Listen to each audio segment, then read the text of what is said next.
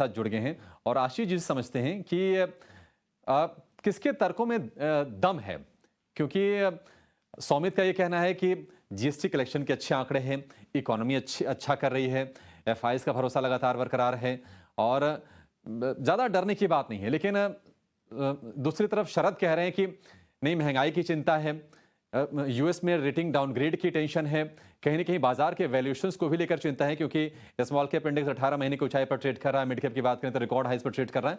तो ये बड़ी बड़ी थोड़ी चिंताएं हैं। आशीष जी, आपको किसके तर्क में दम दिख रहा है? क्या लगता है कि आपका सेंस क्या कह रहा है?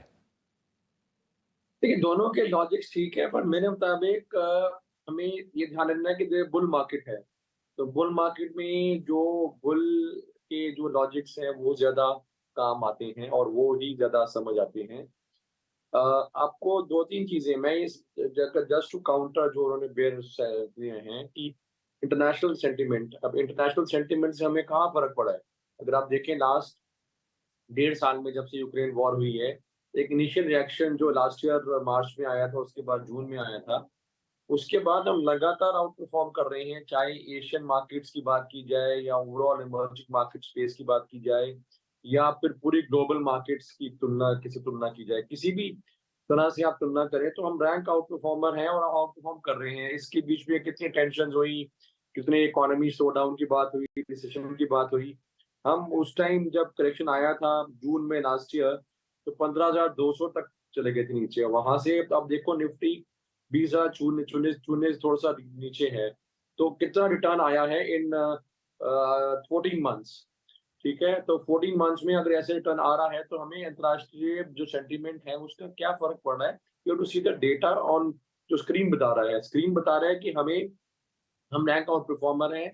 हमें कोई ये जो बाकी अंतर्राष्ट्रीय बाज़ार में हो रहा है इससे कोई चिंता नहीं हो रही।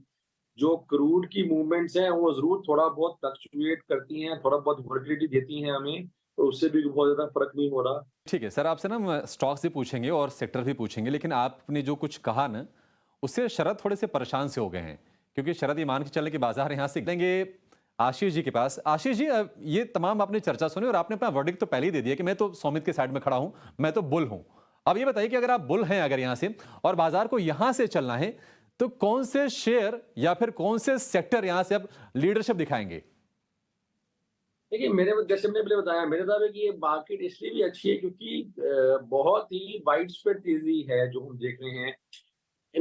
बात की कैपिटल गुड्स की, जिनका आप कह रहे हैं कि एक्सपोर्ट में सफ़र होगा और इंजीनियरिंग का, जो सबसे दिग्गज स्टॉक है कैपिटल गुड्स इंजीनियरिंग में एल-एन-टी, उसके आप रिज़ल्ट्स देखें तो कितने शानदार आए हैं। पूरा स्टॉक री-रेट हुआ है।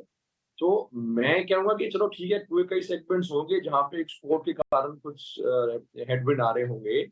पर क्योंकि डोमेस्टिक में इतनी अच्छी तेज़ी है, इतनी अच्छी लिक्विडिटी है कि वो unless it's a 100% export oriented unit या काफ़ी 70-80% किसी का एक्सपोर्ट से आ रहा है, वो कंपनीज़ आप अवॉइड कर सकते हैं। मतलब इतने बड़े यूनिवर्स में ओनली स्टॉक कंपनीज़ अवॉइड करते हैं जिसमें कि 50% से ज़्यादा एक्सपोर्ट अर्निंग है, वो आप छोड़ सकते हैं। बट वो तो बहुत छोटी कंपनीज़ हैं पूरे यूनिवर्स में से।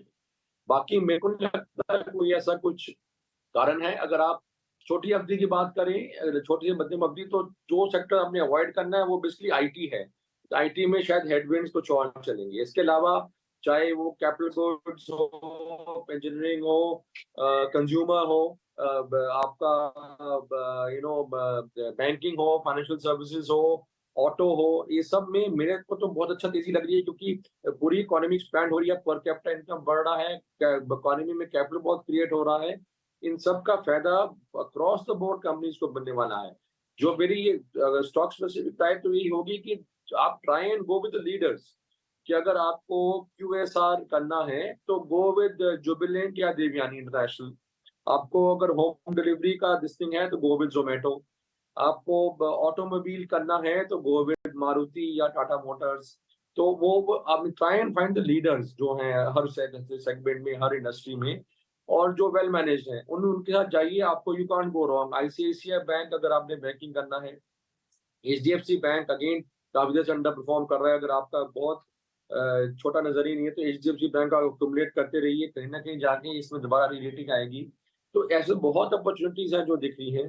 और मेरे मुताबिक चार तरफा तेजी है जो आगे आनी है। अब आई थिंक अपना नजरिया बुलिश रखना चाहिए।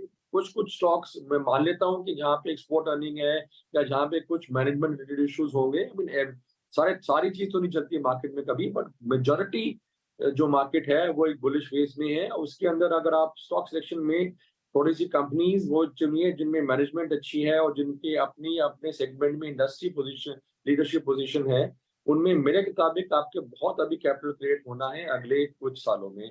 तो पॉजिटिव रहिए और हर करेक्शन में try and buy and remain 100% invested. जहां जहां आपका लॉन्ग टर्म फंड अवेलेबल है उनको 100% इन्वेस्टेड रहना चाहिए। एट द मोस्ट थोड़ा ठीक है। बहुत जो ट्रेडिंग का रखना है वो भी हर करेक्शन में बाय करके इन्वेस्टेड रहिए, तो आपका सबसे मैक्सिमम गेन आएगा नेक्स्ट वीक में। परफेक्ट।